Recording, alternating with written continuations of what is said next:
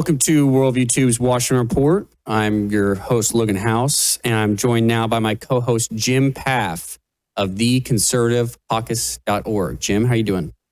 I'm doing well. How you doing, Logan? Good. We got a lot of news that happened this weekend, a lot of drama, a lot of fighting, and some other big news as well. So let's get right into it. I guess we'll start out with President Trump came out with a Truth Social saying, very disappointed in Indiana State Senate Republicans led by RINO Senator Rob Bray and Greg Good for not wanting to redistrict their state, allowing the United States Congress perhaps gain 2 more Republican seats. The Democrats have done redistricting for years, often illegally, and all other appropriate Republican states have done it. Because of these 2 politically correct type gentlemen and a few others, they could be depriving Republicans of a majority in the House. A very big deal. California is trying to pick up 5 seats, and no one is complaining about that. It's weak Republicans that cause our country such problems. It's why we have crazy policies and ideas that are so bad for America. Also, a friend of mine, Governor Mike Braun, perhaps is not working the way he should to get the necessary votes. Considering that, Mike wouldn't be governor without me, not even close, is disappointing. Any Republican that votes against this important redistricting, potentially having an impact on America itself, should be primaried. And he goes on with more. But yeah, I mean, California is doing it, and they're going to add, how many, are they going to add 5 seats, or they're working to? It should be 5 at least, yeah. So, I mean, well, listen, I'm sitting here in Indiana right now at my house in Bloomington, and I'm really, I'm not surprised in a sense. You know, Democrat states that are strongly Democrat run, like California and New York, are very, very corrupt states. I mean, the corruption in their one-party systems is really breathtaking. A lot of times we overlook the corruption that can happen in strongly Republican states. Frankly, strongly Republican states don't tend to be nearly as corrupt as strongly Democrat states. But Indiana is one of those states where the Republican efforts and the leadership in the Republican Party are very, very corrupt. It's really frustrating. What's most frustrating to me about this is that apparently a guy who I helped get elected back in the 1990s, Senator Jim Buck, I helped him get elected to the House back in the 1990s. He's a no on this as well, too, which is really absurd because he was a movement conservative that was very, very strong. And I'm just amazed that he can't see clearly that this needs to be done. Indiana Republicans are run and controlled by the Indiana Chamber of Commerce, which is one of the worst chambers of commerce in the country. It has been promoting leftist social policy through Republican channels for years. It's blocked any good social reform that has been necessary and available to Indiana for a long time. They're against school choice. They stand with the teachers' unions. They are very corrupt in their business strategies because they help highly connected businesses to get special benefits out of the state government. I mean, one of the things that is the story of this country is not just all the bad things happening in Washington, D.C. It's the bad things happening in our states. And absolutely, I think by far the worst of that happens in Democrat states. But we need to recognize that the Republican Party is a massive, massive problem. I would urge Donald Trump to take to heart something that I've been saying over and over this year, which is that the weak part of the Trump agenda is Republicans in Congress, but it's also Republicans in the states. And I'm glad that he's speaking out firmly to Governor Braun. Governor Braun needs to wake up to this. He needs to go whole hog in making this happen. And there was I remember the Republicans were trying to get the state reopened when a previously very corrupt Republican governor, and by the way, friend of mine for many years, Governor Eric Holcomb, had shut down the state. And the state party, the Republicans in the House and the Senate, in the state legislature, were trying to get the legislature open so that they could overrule Governor Holcomb's actually unconstitutional effort to keep the state shut. Every state has some sort of emergency powers that they give to the governors. In Indiana, there was a 30-day emergency power that the governor has if something really bad happens. That was utilized as a response to COVID.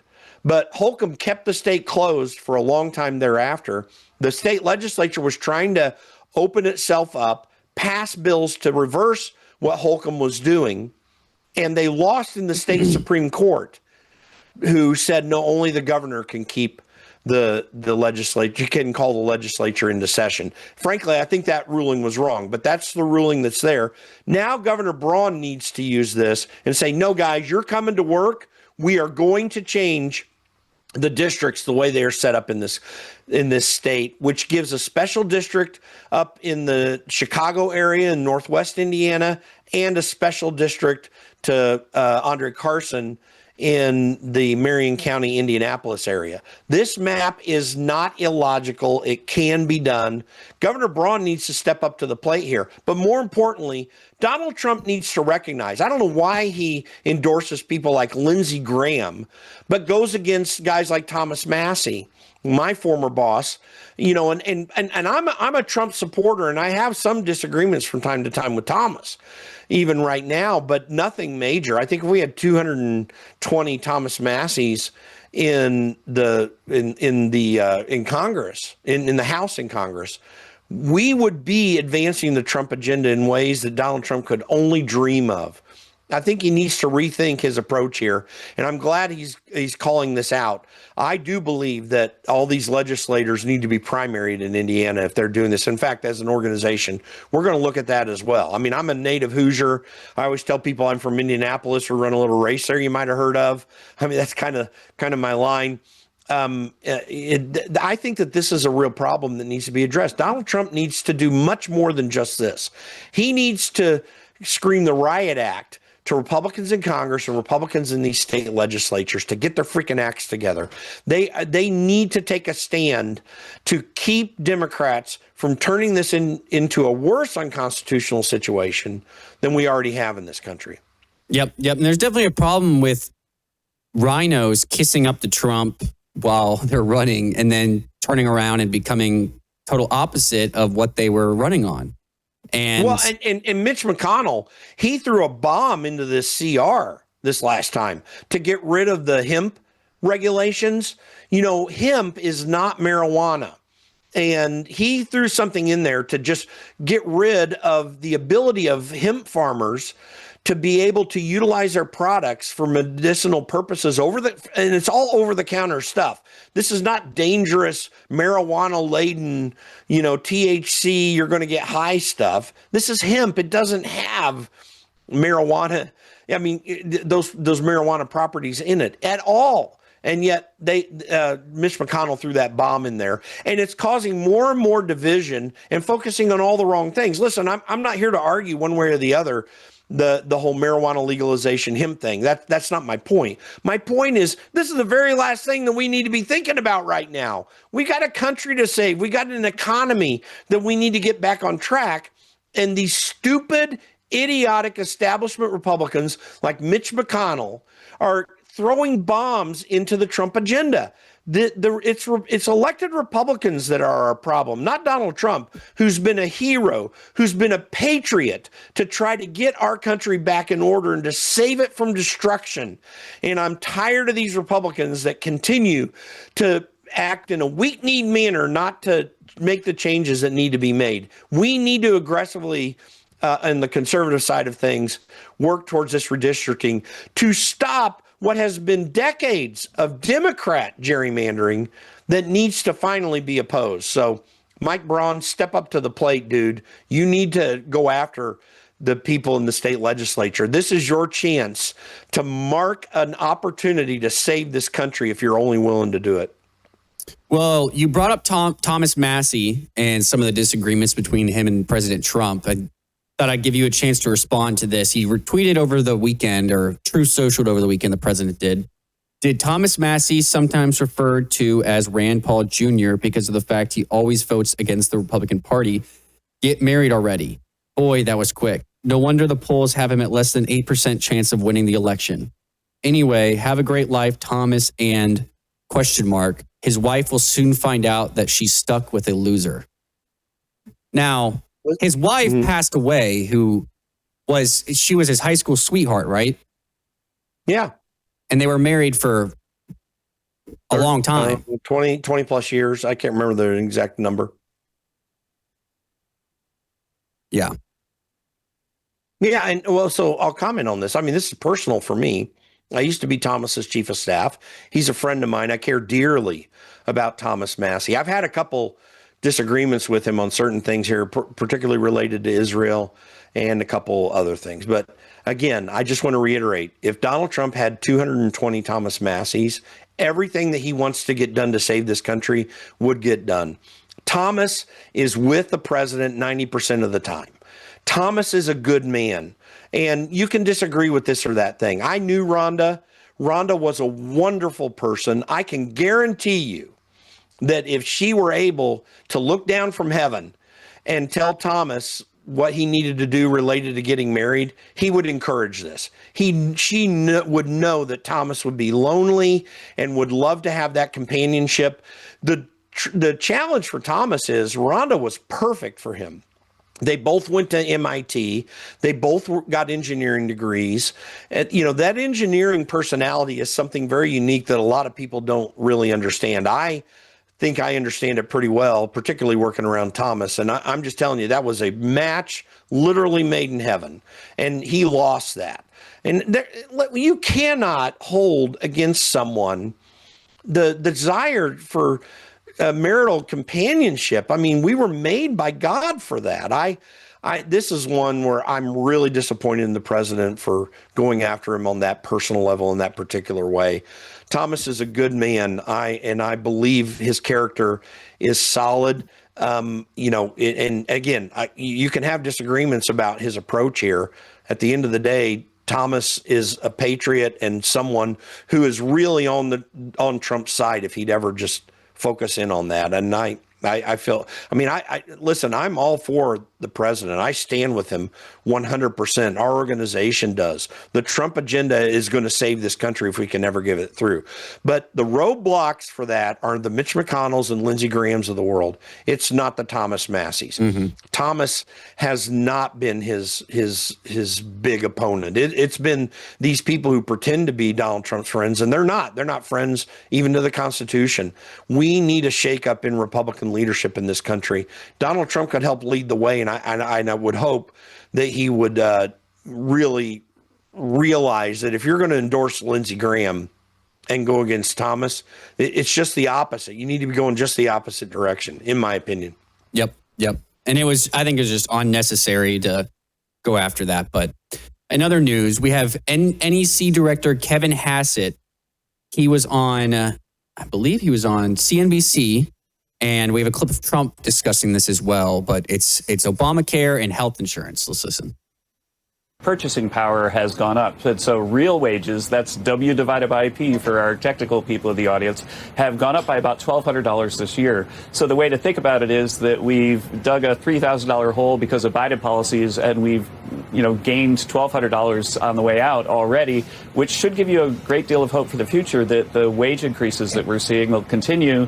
And even if inflation stays positive, make it so that people feel way better when they go to the grocery store and to buy a car. We've reduced the cost of buying a car with the deductibility of interest. I mean, there's a million things that we're doing to fix this problem, but it's just kind of astonishing to me that the cost problem is somehow being blamed on us. Now, think about it, especially with the Obamacare thing. So Obamacare is 100% Democratic policy. It's always been 100% Democratic policy. What they did is they expanded the subsidies during COVID, and then all those subsidies basically went right into the pockets of insurance companies. And Obamacare insurance policies have doubled in price relative to normal policies. And so the fastest inflation in the economy is these big government subsidies thrown at Obamacare insurance. Think about it. It's kind of like if you give lots of student loans, then the tuition goes up. It's that effect. And so now they're blaming President Trump for Obamacare as well. They should have fixed Obamacare in the first place. And President Trump had a plan in the big, beautiful bill to give people some subsidies, but the Democrats didn't like it because the subsidies weren't going to their campaign contributors, the insurance companies. All right. Well, we'll be back in just a moment, and then I'll let you respond, Jim. And then we have a clip of President Trump discussing this as well.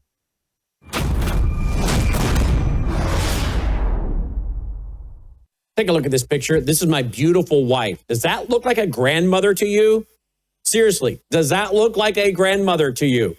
Well, she is. I took this picture on August 31st, 2025.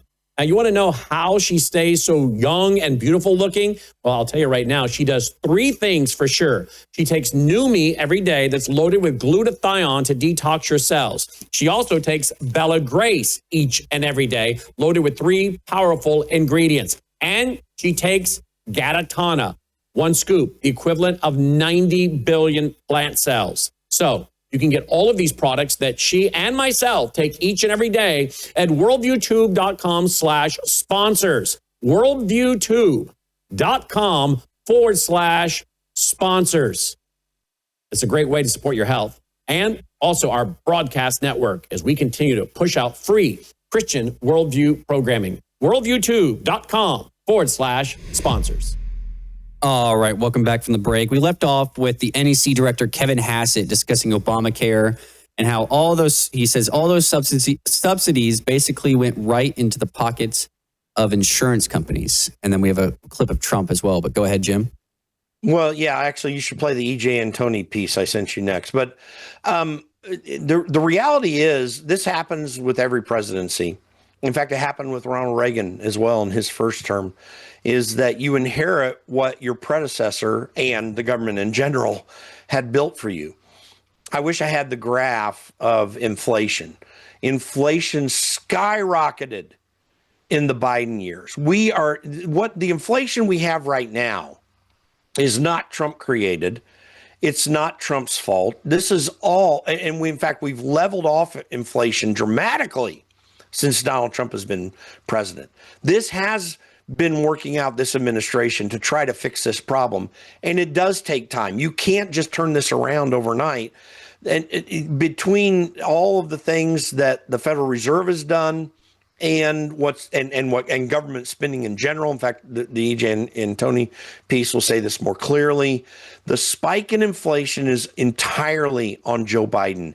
Every aspect of inflation is a Biden-created disaster. Donald Trump's trying to fix it, and you hope it gets fixed quickly enough before the 2026 elections. And this is why we've got to turn the focus toward the economy and affordability right now. Yep. Well, let's go to that E.J. Antoni clip. Let me pull it up here. And he's discussing the housing market, correct? On Well, Fox more than with Bill Cain? that. There's a broad discussion on inflation in the economy. All right, here we go.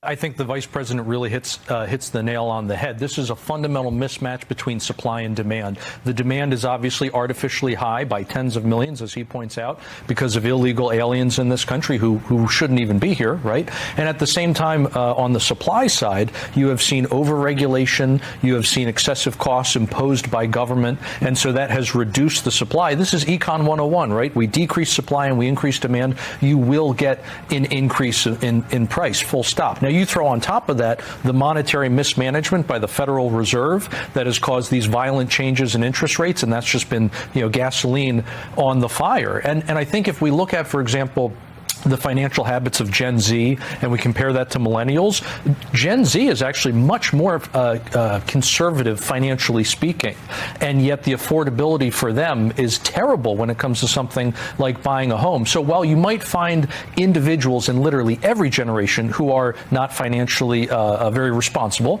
right? I don't think we can paint a broad brush with Gen Z and say that somehow it's their fault. I think this is a systematic failure.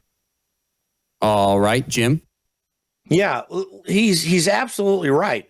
And Econ 101, I mean, this is why Zoran Mamdani is going to fail in New York City.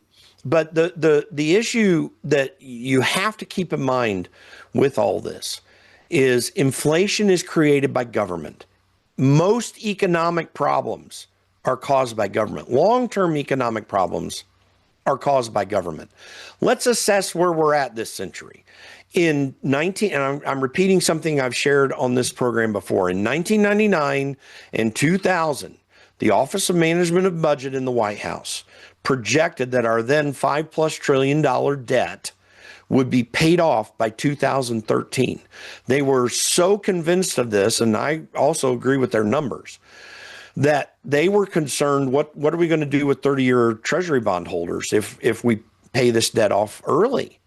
That's how much of a strong trajectory we're on in terms of paying off our debt. And we're now, 25 years later, with $38 trillion of debt. Why? Because government has been spending like wild. We have gone into these extra judicial wars, frankly, where we just keep going in and meddling in other people's countries. The Iraq War was the first one, and many others since. I don't have to go through all that. But we've expanded social programs in a massive way. Barack Obama rescinded the work requirement in SNAP during his administration, and then the Biden administration pumped it up even worse. I mean, you look at where the SNAP thing was for the CR, the rise in SNAP payments was precipitous during the Biden administration. It was an outrage. You've got Barack Obama putting money into NGOs that Republicans have continued through these continuing resolutions and omnibus agreements to vote for. They've not dealt with any of that. Donald Trump's dealing with these things. The reality is that except for normal cycles of economy, if you have long-term economic problems, it is almost always caused by government. Rare, particularly in a free society like ours, rare are the long-term economic downturns. You will have natural cycles. That happens. And we did have those in the early part of our history leading up prior to the creation of the Federal Reserve and the implementation of the income tax. Both of those things have done more to cause economic harm for people in the long run than any other thing that happens in our society. There is a absolute need to reduce government greatly. And by the way, let me go back to Obamacare. Obamacare was never designed to give people health insurance. It was designed to make these transfer payments to political benefactors. The hospitals and the insurance companies helped Democrats out during that time because they have made a killing. You look at insurance company stocks, you look at hospital stocks, they've skyrocketed since the implementation of Obamacare, but coverage has gone way down. And we are not really under a free market in any way, a free market healthcare system right now. Every bit of our healthcare system is run by government in some form or fashion. I've been on the exchange recently to take a look at health insurance for myself. And if I want to go off the exchange, I don't get any benefit. I can't run into the free market and outside of this government imposed system, because if I want to buy a health insurance plan off the exchange, which I can do, but those health care insurance plans have to conform with Obamacare. The reason that Obamacare did that was because they didn't want competition in the free market. They wanted it to be a government-controlled system. That's what win. And Donald Trump's right to say, we just need money to the insurance companies, give it back to the people so that they can decide. But we really need to pass Congressman Andy Biggs from Arizona's bill that would entirely rescind all the legislative language that came in with Obamacare and go back to what we had before, which wasn't perfect, was vastly superior to the situation we have right now. Yep, and here is that clip of President Trump discussing Obamacare last night. We're negotiating with lawmakers, and I've had personal talks with some Democrats. I can't tell you who they are. I just don't want to do that. It's not fair to them. About paying large amounts of dollars back to the people. You know, this was my idea. It came up during that. You know, oftentimes under times of stress, like the shutdown, you come up with great ideas that you wouldn't have thought of before. The insurance companies are making a fortune. Their stock is up over 1,000% over a short period of time. They are taking in hundreds of billions of dollars, and they're not really putting it back, certainly not like they should. So when I see this, and when I've seen this over the last pretty short period of time, I said, why do we just pay this money directly to the people of our country and let them buy their own health insurance? And, you know, I made that statement, and I made it a little bit cavalierly, but it sounded good. And everybody has picked up, including Democrats. And I am talking to some Democrats right now about doing that. People love it. We're going to take the money. Well, if it gets approved, we're going to take the money. We're going to pay it back to the people of our country to go out and buy health insurance. Now, they can put it in a health account. We can do it a lot of different ways. But they buy their own health insurance. They can negotiate price. And it's going to be locked, so they can't go out and buy a Cadillac. They can go out and buy health insurance. All right. Well, just give it to the people and let them decide. Let them have the freedom to choose where they go and buy health insurance, right? We need to get the federal government entirely out of health insurance in every way. Let people choose what they want to do. That is a far superior system than the one we have, which is literally a government-controlled system. What Donald Trump is talking about right there is letting the free market decide. It always is more efficient. It's never perfect. Nothing is perfect in this world. But when you leave those decisions to individuals and families to decide how they're going to deal with this, it is far superior. People can make good decisions on their own. They don't need government to help them figure out how to live their lives. That's the major problem we have right now. We're literally, in many ways, under a socialist system of government that decides everything that we do in our economy. And that needs to stop. We need to reverse that. Donald Trump needs to be aggressive and tell members of Congress, don't go after Thomas Massie, go after every one of them, Thomas included, if they won't get on board with getting the government off of our backs, entirely extracting everything regulatory and that EJ Antoni pointed to that messes up the supply side of the economy. Keep the efforts in getting the illegal aliens out of this country because they are messing up our economy in a massive way. Name a fantastic Federal Reserve Board chairman to replace Jerome Powell so we can have a little hope about what we will do in the future and get a better policy out of the Fed. And you can start getting the American people back on your side. Gen Z wants Donald Trump to destroy the system that got built up over the last 20 or 30 years by bad actors in the presidency and in Congress. That's what people want. That needs to happen again. Donald Trump can do that. He is the leader we need at this time, notwithstanding what TDS Republicans say and establishment Republicans and Democrats. They're all wrong. Donald Trump is so right on so many of these things. Well, we have one last clip. We have time for one last clip. And we talked some last week about the fight in the Democrat Party for who's going to be, who's going to be the leaders, who's going to run the Democrat Party going forward. And I guess Ro Khanna and Cory Booker had some thoughts to say about this. Here we go. Chuck Schumer's generation, Nancy Pelosi's generation, John Lewis's generation, they have so much to be proud of. It is time, though, for new leadership. The other generations, X, Millennials, Z, it's time for us to step up. The stage is waiting for us to lead. We have dynamic, young, new leaders. Who are some of the top Chris names? Murphy is a top leader. Cory Booker is a dynamic leader. Brian Schatz is a dynamic leader. I mean, Elizabeth Warren, someone whose ideology I appreciate. There are a lot of great talent. And really, is Chuck Schumer, when you think about it, just from a common sense test, do you think Democrats around the country think that Chuck Schumer should be the face of the future of the Democratic Party? Of course not. We need to be more independent and truth-telling in this country and bold and not rest on niceties. Chuck Schumer's generation, Nancy.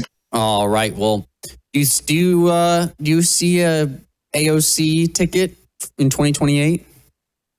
Well, I'm hopeful that if her or anyone else in that crowd ran for president, that they'd be defeated because their ideology stinks. But if you want to know about a new generation of leadership, look on the conservative Republican side of things. That's where all the new generation leadership is. Gen Z is a far more conservative generation than we've had since Gen X. Gen X needs to stand up again and get its act together and stand for American liberty. The millennial generation is kind of mixed.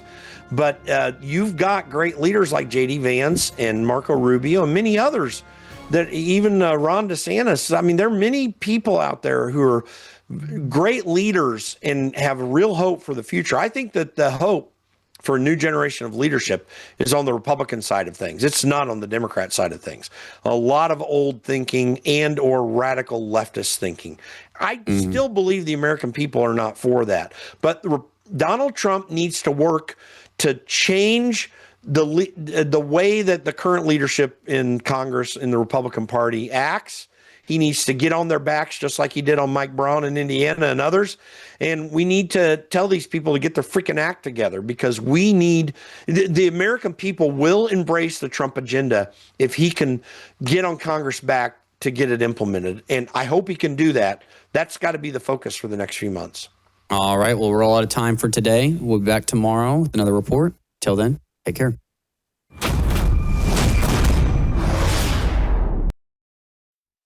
Tonight on the Worldview Report, it looks like a full-on revolt in Mexico as citizens storm the main government complex and demand the ouster of the country's far-left president. GOP Congresswoman